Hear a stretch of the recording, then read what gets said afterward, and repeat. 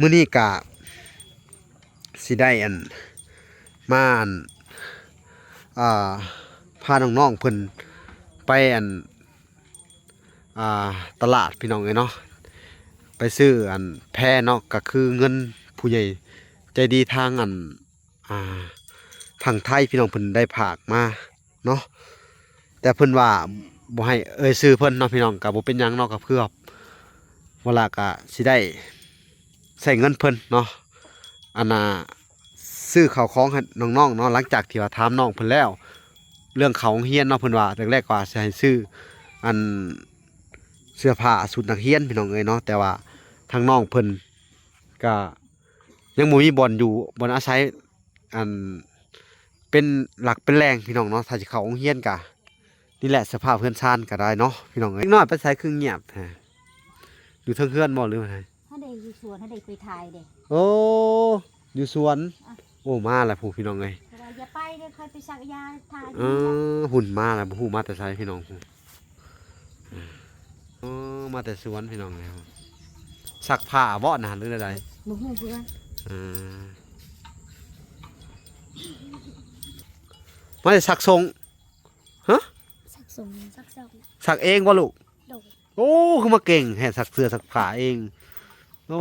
ดีไปขึ้นรถไถผู้พี่น้องเลยนี่ให้บอกแก้วเพิ่นพาไปเนาะมันเปื้อนแห้งอะไรพี่น้องเลยก็จะได้ขึ้นรถไถใกล้เติบเนาะจากเฮือนเพิ่นกลับตลาดก็ใกล้เติบพี่น้องเลยขี่รถไถเอาวันนี้มีขั้นยางเพิ่นเนาะพูดซูเปอร์เฮาสบายดีเอาโอเคเดินทางเลยพี่น้องเลยเออมึงสีผิวคนละแบบเลยเนาะนี่ไม่ฆ่าจนงงพี่น้องเลยพอน้องอดขาวติทั้งวัดไฟ160,000พี่น้องเลย160,000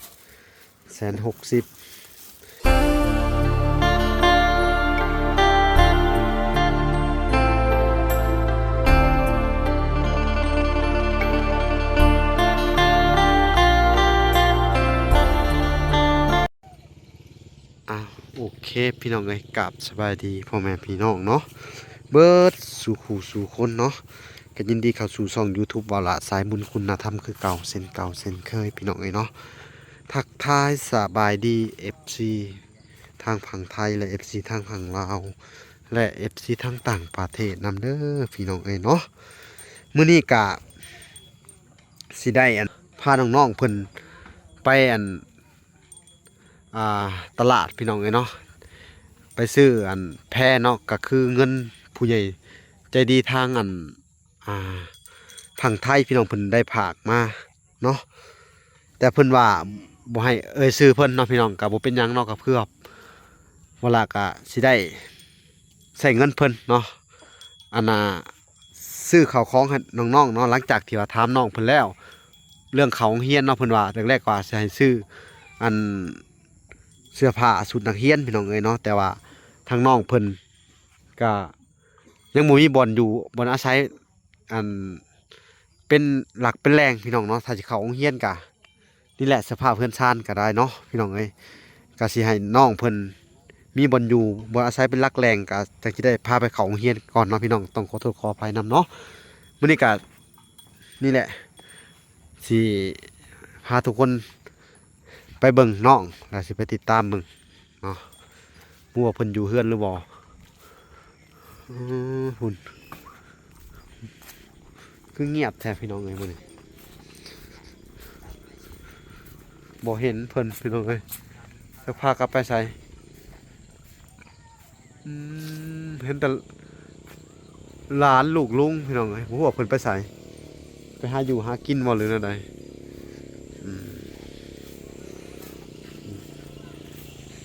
พี่น้องมาเห็นเพิ่นโอ้ป้าเพิ่นกับผู้มาทางไหนโอ้สบายดีเด้อไปสักยาเมื่อยเป็นอะไรเมื่อยสบายดีมาแต่ไสนะส สักยาคือมารอนเมื่อย สักยาเคมารอน โดย เมื่อย โดย อ๋อ นอนนี่แหละ เด็กน้อยไปใส่คือเงียบแท้อยู่เทิงเฮือนบ่หรือว่าไง ถ้าได้อยู่สวนถ้าได้ไปถ่ายเด้ โอ้อยู่สวน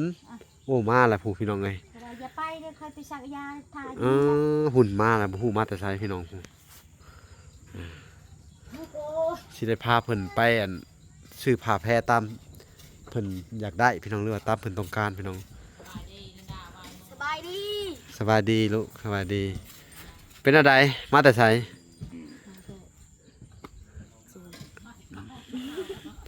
ฮะ มาแต่ไปนะ ห้องน้ำ ไปห้องน้ำพี่น้องเอ้ยแซ่นอันลินดาเด้โอ้กันยากันยาเนาะลืมไปพี่น้องเอ้ยเว่าผิดเว่าถือขอโทษขออภัยนำเนาะเพิ่นเฮ็ดหยังน่ะฮะ ไม่ได้คนคนละ หุ่นพี่น้องเอ้ยเพิ่นมาแต่สวนมาแต่สวนพี่น้องเอ้ยซักผ้าบ่น่ะหรือใด มึงหูเพื่อน เฮ็ดหยังน่ะยังไออยู่กินแล้วว่ายาดีไอ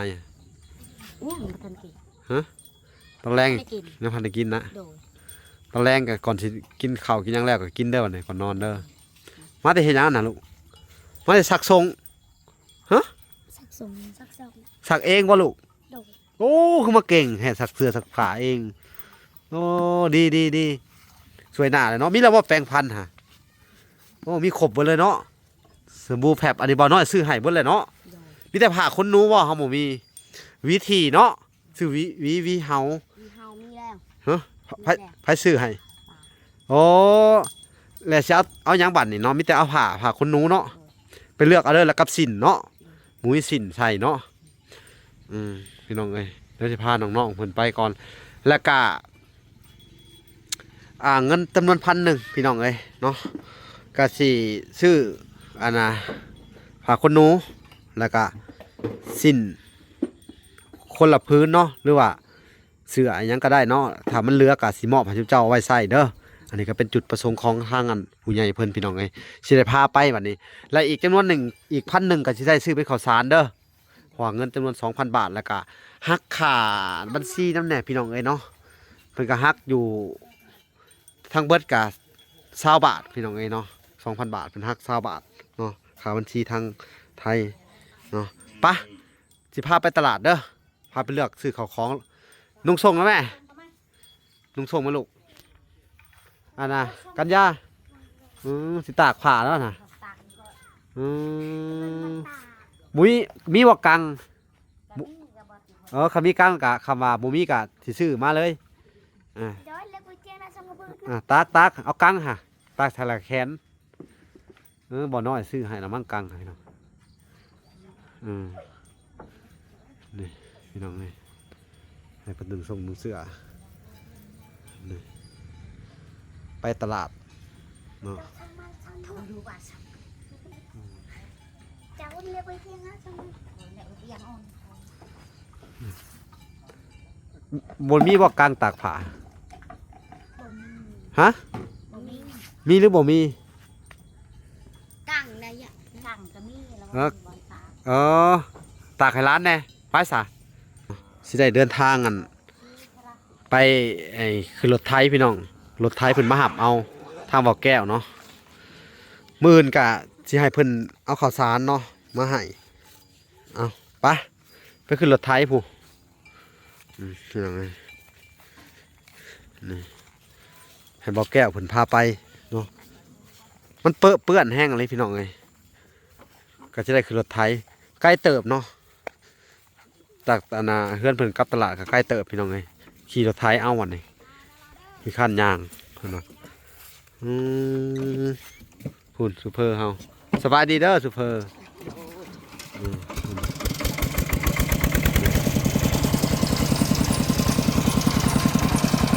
สบายดีเอาโอเคเดินทางเลยพี่น้องเอ้ยเดินทางไปตลาดพี่น้องนี่พี่น้องเอ้ยทางไปตลาด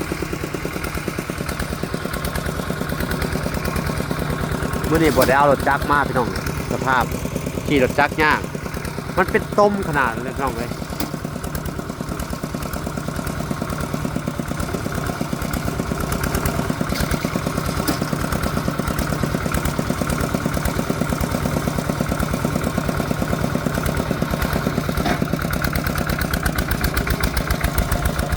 ลุยเลย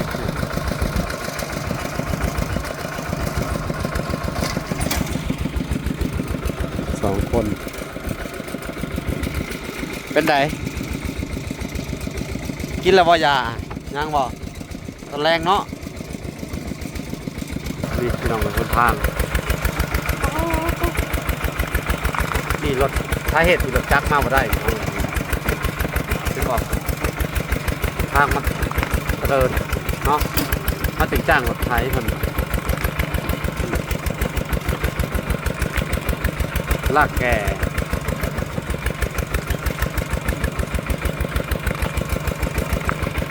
ทางเปื้อนแห้งอย่างนี้เปื้อนเละเทะไปหมดเลย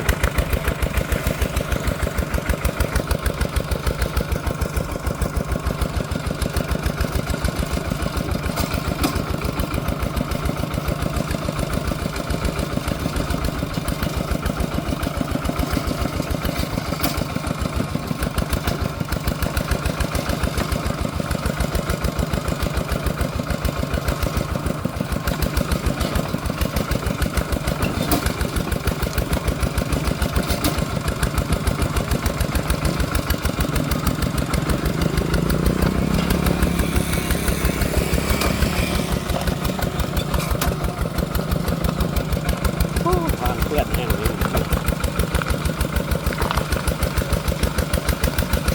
ดิน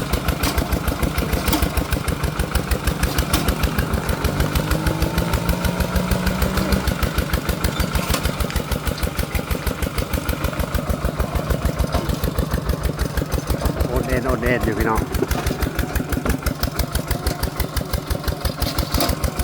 โอเคพี่น้องเลยไปพอกันอยู่ตลาดเลยพี่น้องนี่พี่น้องเลยเบิ้งคนทางเอารถจักรมาพอได้พี่น้อง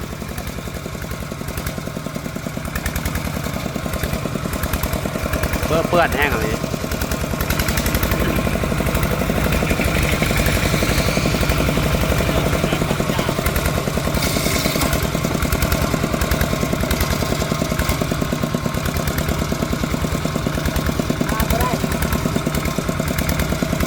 ห้านตัวได้ก็ได้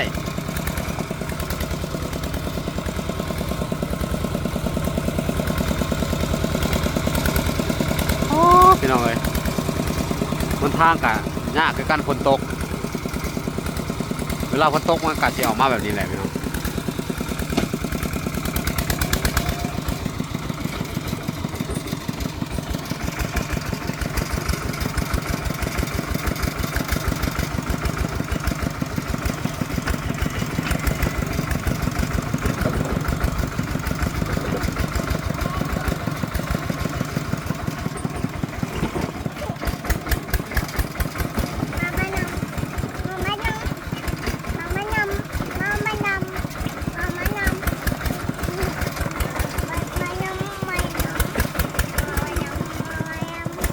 เพื่อนแห้งเลย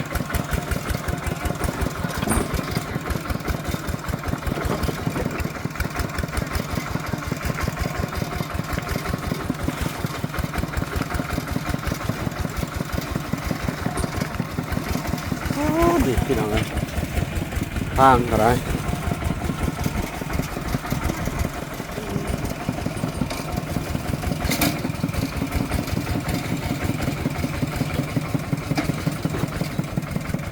ไปรอเบิ่งพาคนหนูบาดนี่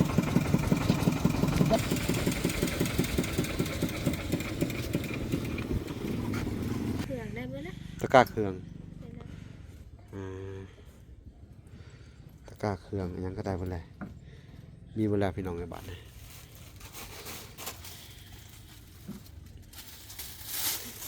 เป็นรอยอยู่น้องสาวค่ะน้องเป็นรอยเ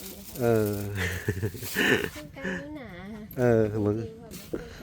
สีผิวคนละแบบเลยเนาะนี่ไม่ฆ่าจนงงพี่น้องเลยพอน้องอดขาวติเลยผัดสีแหล่ๆนั่นหนึ่งน้องลินดาเกิดเด้ใน2 อันเลยเท่าไรทางบดนี่1 ถึง 80ของถึง80 30ถึง40อันนี้ก็คือ40ทั้งหมดเท่าไหร่ 160,000 160,000พี่น้องเอ้ย160,000อันน่ะหวียังมีครบเบิดแหละเนาะวีพรม หวีเหาหามีบ่ มีแล้ว มีเนี่ยนะ มีตัวใหญ่ หวีตัวใหญ่เอาจังอัน เอามาสะอันหนึงแว่นได้สามีแล้วบ่ แปดได้ละ น้ำยาแป้งสีฟันเนี่ยยังมีเบิดแหละเนาะ โดยเป็นตัววีนะ เอาแต่หวีเนาะยาหลังหัวได้มีแล้วบ่ โดย มีเบิดเนาะทางว่าน้อยซื้อเบิดแหละพี่น้องเอ้ยบ่เป็นหยังเอาแต่หวีอันหนึงพี่น้องเอ้ย160,000เนาะ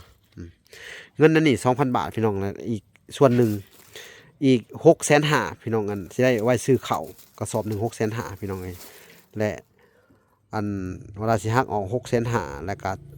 ซื้ออันนี้150,000ส่วนที่เหลือก็เวลาสิมอบให้น้องเพิ่นเหลือเท่าไหร่เนาะโอเคอันนี้ก็เงินผู้ใหญ่ทั้งประเทศไทยแต่ว่าเพิ่นบ่ได้ออกซื้อออกเสียงออกน้ำเนาะแต่ว่าเวลาลงคลิปเดี๋ยวก็เพิ่นว่าให้ส่งไปให้เพิ่นเบิ่งพี่น้องเอ้ยเนาะธรรมดาก็สิส่งคลิปวิดีโอทาง YouTube ส่งไปเข้าทาง Facebook เพิ่นหรือว่าติ๊กไลน์เพิ่นพี่น้องเอ้ยเนาะเท่าไหร่ล่ะเจ๊ อันนี้10,000เอา 700,000 ทอน30ทอน30เนาะโอเคขอบใจเด้อไปเบิ่งกับข้าว30นี่อยากได้หยังไป ที่ทางกินซื้อไก่ลูกชิ้น ปิ้งไก่บอหรือว่าสิเอาหยังพี่น้องเอ้ยนี่ซื้ออันนี้ผ้าคนหนูให้เด็กน้อยเพิ่นสิกินหยังบ่ มาเลยแม่มาซื้อปิ้งไก่ซอยยังเหลือน้อยหนึง เอาปิ้งไก่มากินแรงไปนี่เงินที่เหลือ30,000นี่เอามากินแรงเอา3ปิ้งแล้วก็มีเขาไปซื้อเครื่องอยู่ในเมืองเขาว่าเห็นฮูกเจโดฮูกผู้ใดว่าเจ้าน่ะมาถ่ายคลิปแล้วก็เขาเห็นในโทรศัพท์เขาว่านั่นเองเขาเห็นฮูกแต่เขาขายเครื่องให้เขาสอน อยู่ไส เฮ้อ อยู่ไส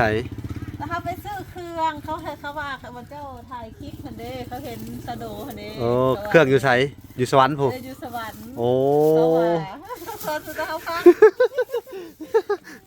ดังขนาดเนาะซุมเจ้านี่เอาขอบใจ 30เนาะ โดย เอาพี่น้องเอ้ยแม่ค้าเพิ่นว่าโอ้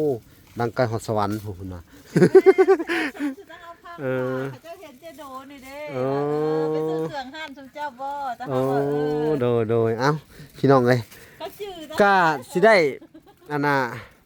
ให้เพิ่นขึ้นรถทอกไทยแล้วพู้นแหละไปพ้อกันอยู่เฮือนพุ่นพี่น้องไอ้บาทนี่เนาะโอเคพี่น้องหลังจากลงมาแต่รถไทยเนาะพี่น้องก็สิให้น้องๆเพิ่นไปขอบบุญขอบคุณทางอันผู้ใหญ่ใจดีจากฝั่งไทยเด้อแล้วก็เงินในส่วนที่เหลือซื้ออันนี้เนาะพี่น้องตัว1,100พี่น้องเวลาก็สิได้มอบให้น้องๆเพิ่นไปปะขึ้นไปนั่งอยู่เตียงก็ได้หรือนั่งอยู่เพื่อนๆก็ได้ไป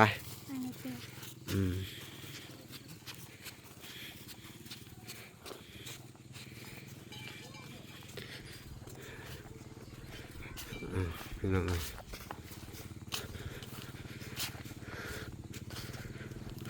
บรรยากาศยามค่ำๆพี่น้องเลยอุ๊บขึ้นมาทางเฮือนเลย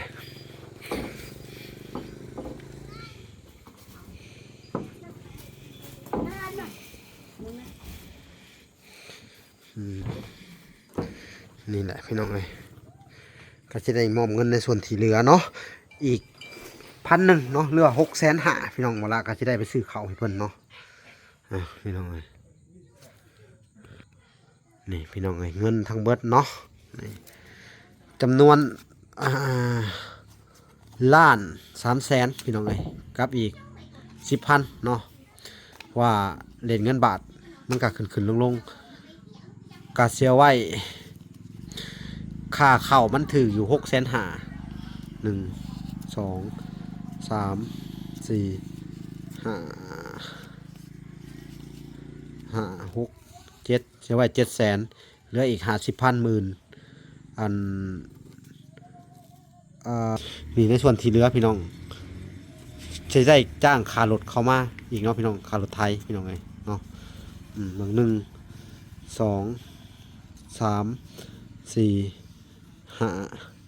6แล้วก็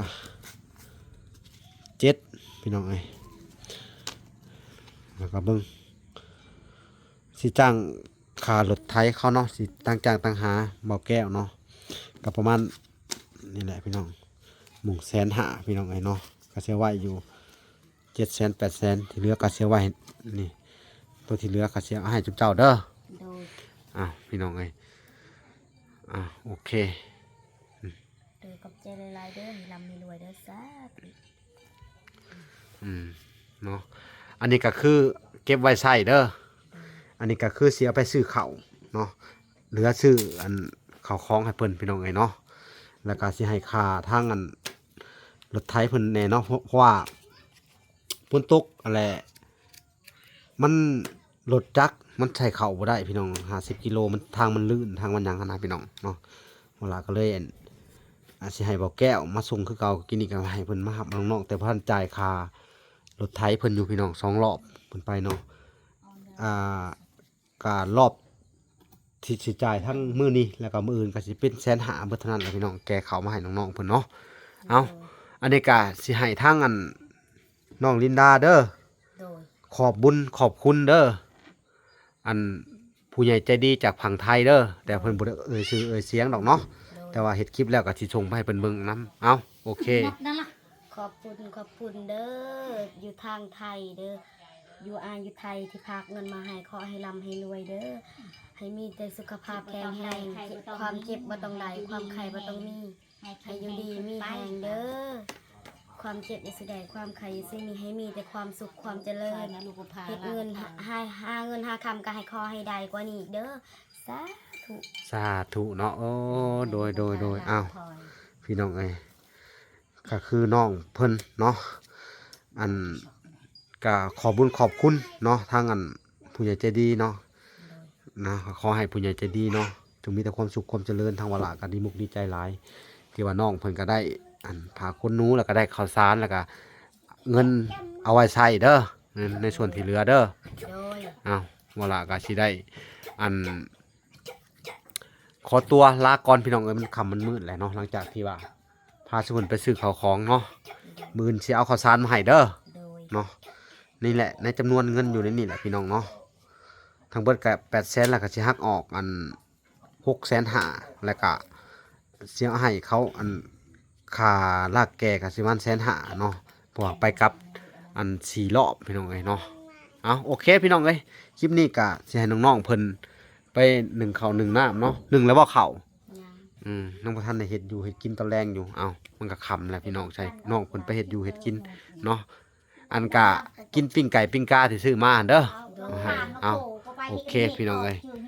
บ่ละก็สิได้อันเนาะบ่ละก็สิขอตัวลำลาไปก่อนเนาะฝากเอาไว้ติดตามคลิปตอนต่อไปมื้ออื่นสิได้แก้ข่าวมาให้เพิ่นเนาะคลิปนี้ขอกล่าวคำว่าสบายดีเด้อและสวัสดีพี่น้องเอ้ยพอกันใหม่คลิปหน้าบ๊ายบาย